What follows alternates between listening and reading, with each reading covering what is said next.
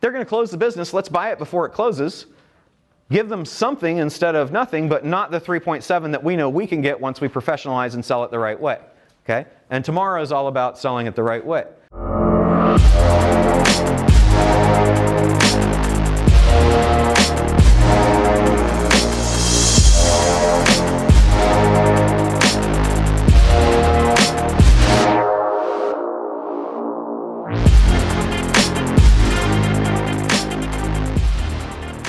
So the first one is 5 big arbitrage opportunities, and this is basically the arbitrage in multiples.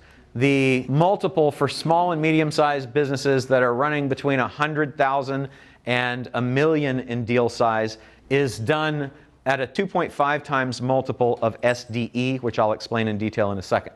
Businesses in the $1 to $10 million deal that are more sophisticated get acquisition multiples of about 3.7 times EBITDA. Then when we get to private equity, this is the 10 to 100 million deal size typically with an EBITDA of about 2 million. So you need about a 20% of EBITDA on your 10 million. Now if you have 25 million and your EBITDA is 2 million, that's fine too. But they really want you to be 10 or above and 2 million or above. And then when you get to the S&P and NASDAQ, those PE, we're here talking about SDE, seller distributable earnings, then we're talking about EBITDA multiples, we're talking about price earnings multiple. It's slight differences between here, here, and here, but you can see that there's a pretty big spread between 2.5 and 24. Our goal is how do we buy here and sell here?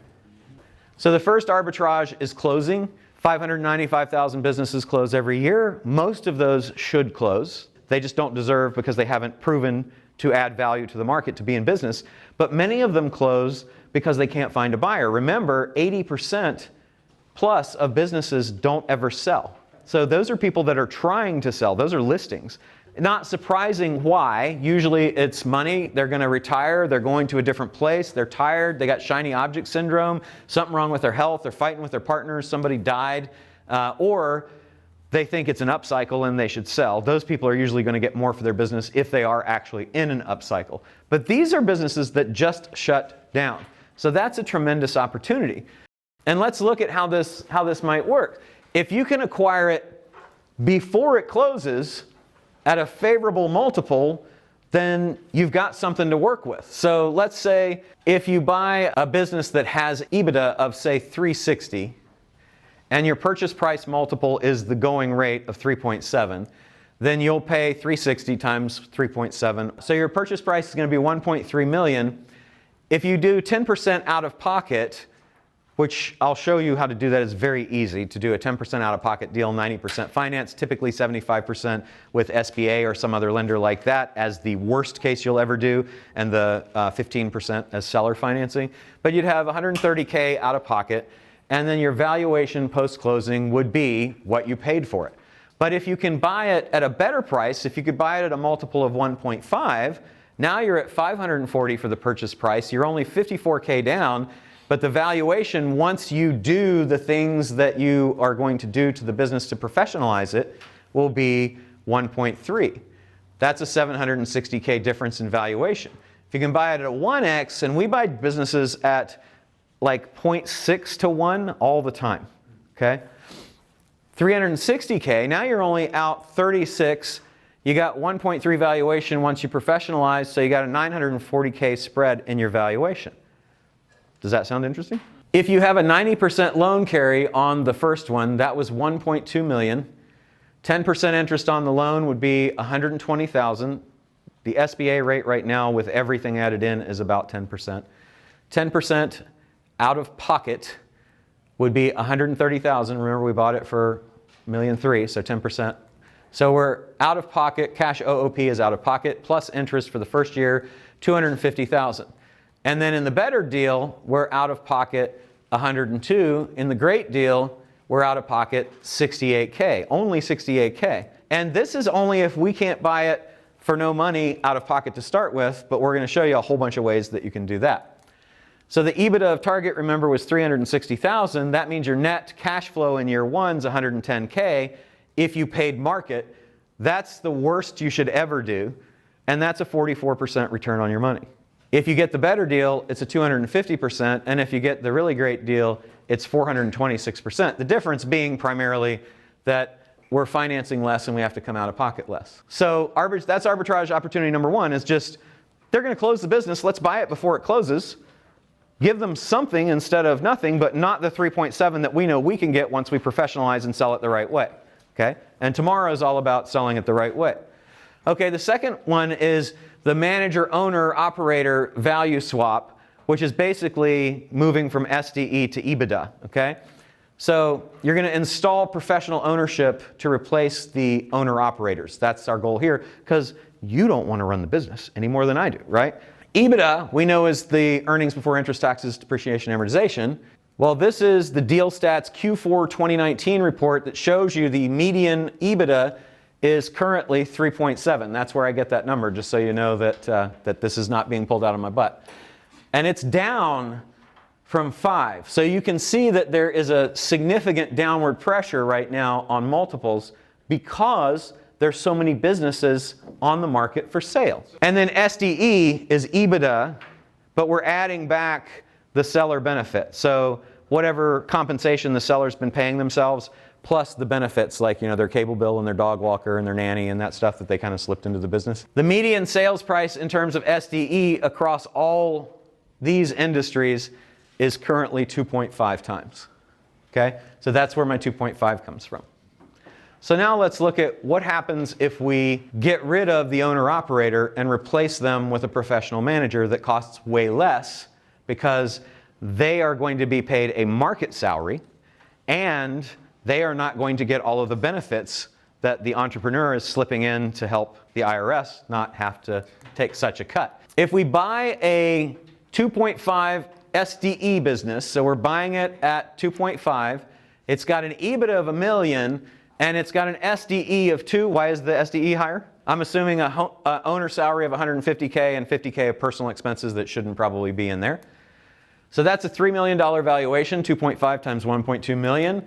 We would be out cash of $3 million, whether we had to come out of pocket for it or not. I talk about out of pocket instead of no money, because it's not that you're buying businesses for no money.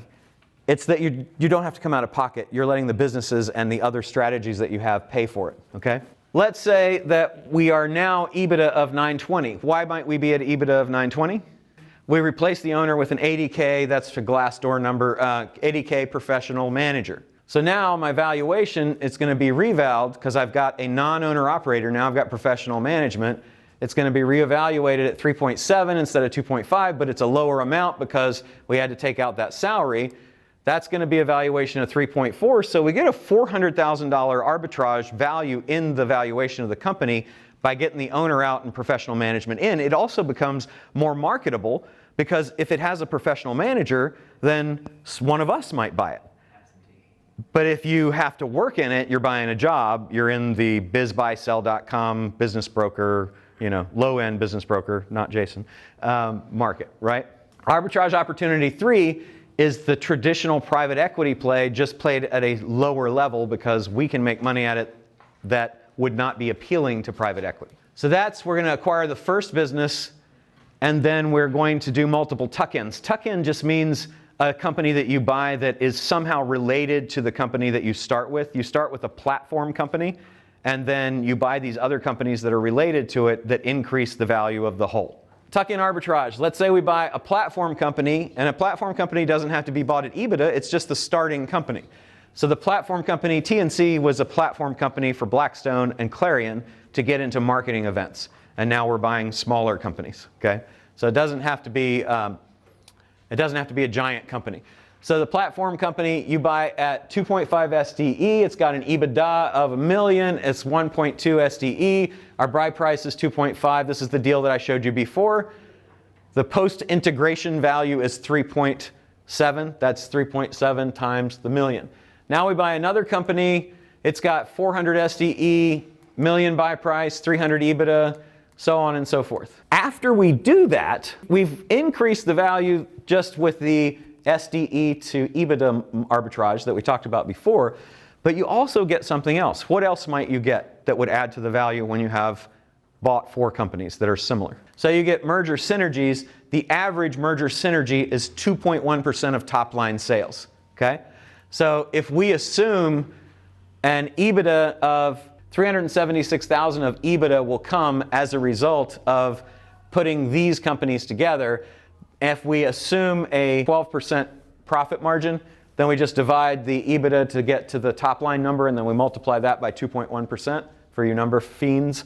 That gives us 376,000, and that's going to be multiplied by the 3.7 times because the EBITDA that increases is subject to the multiple. We've added from 6.75 to 9.35. So we've added 2.6 million in value. Is that kind of deal worth doing? Is that worth buying 3 or 4 companies and hanging on to them for a couple of years to get that spread?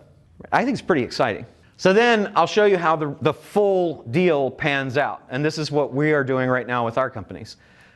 So let's say you've got a valuation of 30 million from a post-merger value. So if you remember back here, back when we were buying these companies, I'm just adding up the EBITDA of all of those companies, and it comes to 2.5. When you add all that stuff together, it comes to 2.5. So the back end of this deal, we add all that up, and then we're sitting at a post-merger value of 2.5 EBITDA because we've bought all those companies, we put them together, right?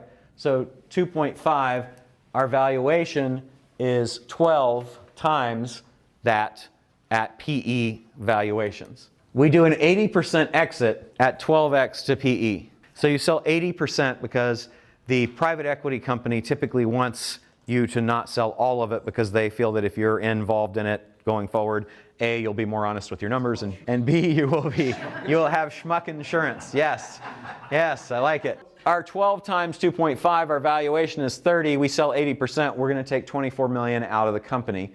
We're going to keep 20%, and then we are going to at least, unless we are just awful, going to be able to double over 3 to 5 years from 2.5 to 5. Our 20% now goes in an IPO, or it goes to a PE firm that is exiting through IPO at a 24 multiple. You've got a $120 million valuation, 24 times 5, and that's 24 million more, so you take out $48 million. That's a really cool game, right? That is a really cool game. And those frequently, you make more money on the 20% exit than you did on the 80% exit, which is also fun because once you do, say, 5 or 6 of these, and you've got 5 or 6 of those 20% that are hanging around that just kind of randomly come into your bank account every couple of years, it's pretty exciting.